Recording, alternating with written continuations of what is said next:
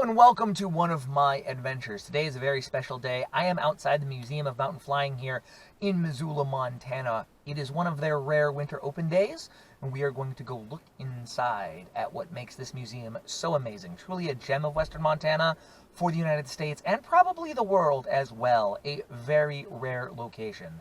So we're going to put our mask on and head inside. Well, we made it, and behind me, of course, is Miss Montana Douglas DC-3, famous for not only the Mann Gulch tragedy, but also returning to Normandy and beyond. We're going to be looking at everything. We're going to be talking to some people today, but what a historic piece of aviation behind me. We're going to go on board her in a little bit, but let's just take a walk real quick and just take a look at things, because this museum has everything. I mean, such a unique place. I mean, history is right here, and not only static history, but flying history. We're actually going to talk to some of the people who fly here in a little bit, but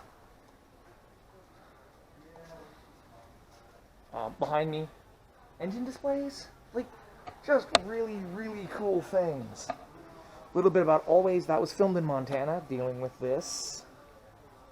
I think some of my favorite stuff are these gnomes that they have.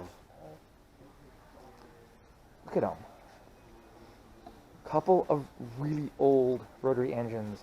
An OX5. Famous, of course, for the engine that powered the Jenny. And all kinds of stuff here, you know, about Mann Gulch, which was this plane's first brush with infamy. Also returning on the 70th anniversary to fly over Mann Gulch once more. Very cool. So behind me is a Travel Air. It's one of the aircraft that Johnson Flying Service started with. A beautifully restored example here. Behind me. Oh, it's a Belvedere. Plymouth Belvedere, under the wing of the Western DC-3. As I mentioned, not only just static history, but also flying history. This is what's amazing about this place. Both of these DC-3s are current and flying. Not right now, because it's winter outside. But they fly. And that is what's amazing. To have two flying DC-3s here at the Museum of Mountain Flying is just amazing. You know, you can see, I mean, this is a working aircraft.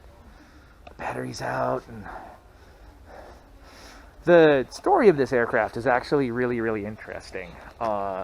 They ended up acquiring it primarily because they needed a training aircraft for Miss Montana when she was preparing to go out to Normandy again. So there's a look at the Western DC-3 here in the hangar. Turbo Aztec.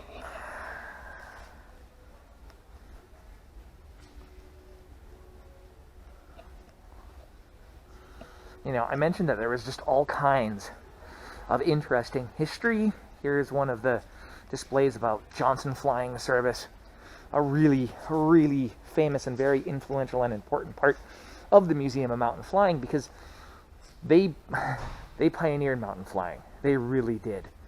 And what's amazing is if you look up there, you'll see a Ford tri-motor tail, and there's a piece that says Johnson Flying, part of that. So that is actually part of a tri-motor that the museum owns that is still up in the woods. Still up in the woods. So, but it is just amazing to be walking around here and looking at all of these amazing aircraft. Behind me is a TBM Avenger, which is going to be their next restoration project. Also part of Johnson Flying Service. These single-engine aircraft worked as single-engine air tankers. So, funny story, I have a personal story with this aircraft. I lived east of town, and I remember when they brought it in, the ceiling was pretty low, and I heard it coming down the valley, and there's, of course, nothing like the sound of a warbird, but what's even more amazing is a warbird at speed. and didn't go over me, but was just down the valley, and you could hear it. It was absolutely amazing. So I was very, very pleased to have seen the aircraft when she arrived. But just all kinds of history here. And we can look inside of these aircraft as well, and we'll do that in a little bit. But I'm going to try to give you some good shots of Miss Montana here. There you can see the nose art. She is the state's plane, sending Montana literally all over the world. Pretty much immediately after restoration, she flew over to Normandy to take part in those activities. Then she flew to Berlin to commemorate the Berlin airlift.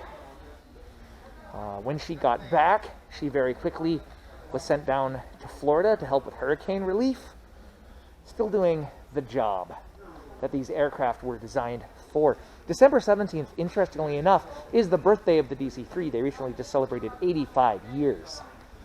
So to be on this to be around these aircraft, 85 years after the type was designed, and to see them still flying and doing what they were designed to do is absolutely, that is just astounding and amazing.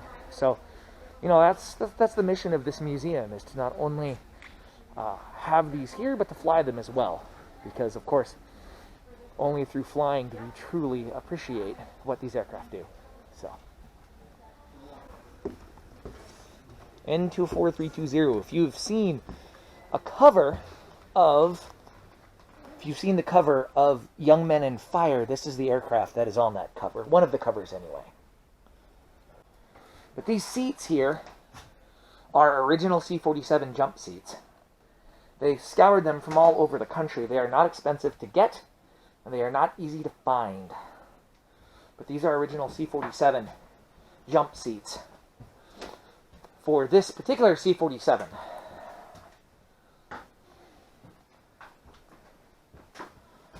Here is the cockpit of Miss Montana right here. A somewhat modernized cockpit from what she originally had. I understand that Neptune was instrumental in helping with this, and that some of the P2Vs that they have helped create this panel. So, there's the panel and the cockpit of Miss Montana. And I'll get a shot down here. One thing you never realize about a DC-3 is how steep this floor is. We'll go into a somewhat passenger version of it, but this is what a C-47 in jump configuration would look like, which is what this aircraft actually is. You can see the static line attachment right up here. And this aircraft has dropped jumpers over Normandy. I actually saw it do a Special Forces drop here in Missoula, and that was absolutely amazing to see. To see both modern and historic paratroopers come out of this aircraft. And that's what it does. There's the jump light signal right there. And because it is a C-47, you can see that it's got the big double cargo doors here. Right? I mean, we call it a DC-3, but this is a C-47. She actually wasn't in World War II. She was built too late for that. But there's someone around here who could definitely tell you more about the history of this aircraft, and we're going to go meet him here in just a second. Yeah, so, C-47. Johnson Flying Service. A couple of other operators now here at the Museum of Mountain Flying. Still making history 85 years after the type was made. Johnson Flying Service also pioneered helicopters here in these mountains, and we have one of them on display there. Hi. This is Mr. Brian Douglas, the author of Every Reason to Fail. Who I've read might your... you be? I'm James. Hi, James. I'm a big DC-3 fan. Wow. You're not that big. I know. I'm only 5'8". What brings you here? I love airplanes, and I saw you were open. I saw you were going to be here, and I just wanted to vlog and plug your book. Awesome. I've read your book, The Story of the Restoration of Miss Montana's Trip to Normandy and Beyond, and it's wonderful. Great. It is Thank absolutely you. adorable. I do steam things, tractors, trains, stuff like that. Oh. So I recognize these people with crazy ideas who Yeah. decide to do amazing things with historical It's a curse. artifacts. So it Well, is. well, I put the words down, but he helped write the whole story, and all Yep. of these people here were all the writers of it. Yep. It takes a team for sure. It did, a big one. So Well, good. You live here? I do. Oh. I do. Yep. Have you been in the Western Plains? I have been. Yeah, isn't that something? I like the couch. The Very couch is nice. wonderful. Yes, It opens up all sorts of opportunities. I can imagine.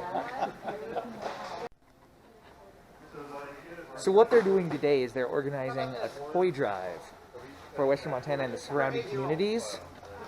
So here you can get a look at all the work that's being done. There we go. Look at that. Donations of toys.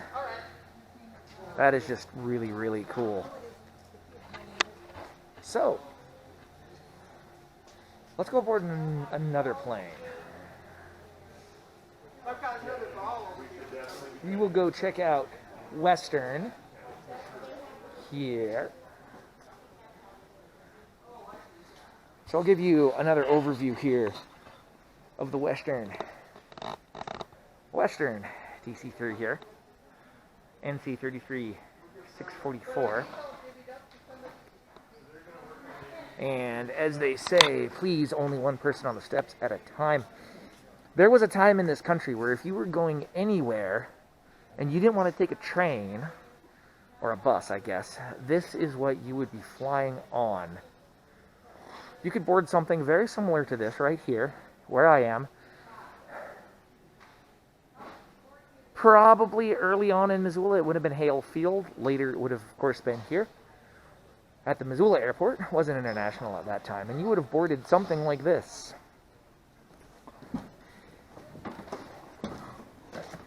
Whoops. And up the stairs. It's a little dark in here. Up these stairs, and this is actually kind of VIP configured. You can see the couch there. But you would have boarded this aircraft and sat in these seats. So, configured nominally for 21 passengers. And of course it was the DC-3 that enabled people, or enabled airlines to make money on just carrying passengers.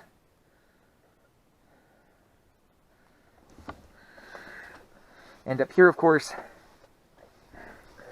stopping at the caution tape, there you have the front cockpit of the Western aircraft. How cool is that?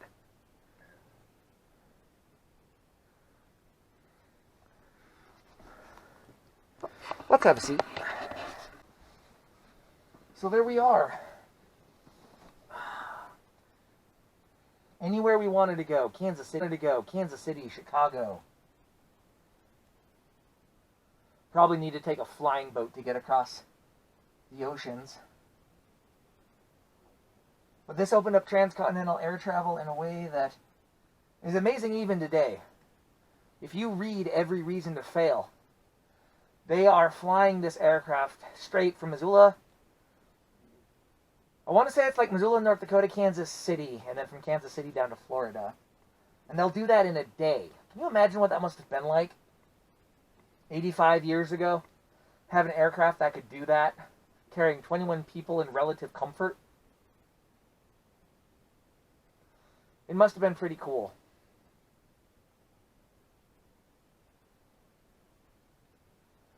So, if you are in the Missoula area, check out the Missoula of Mountain Flying.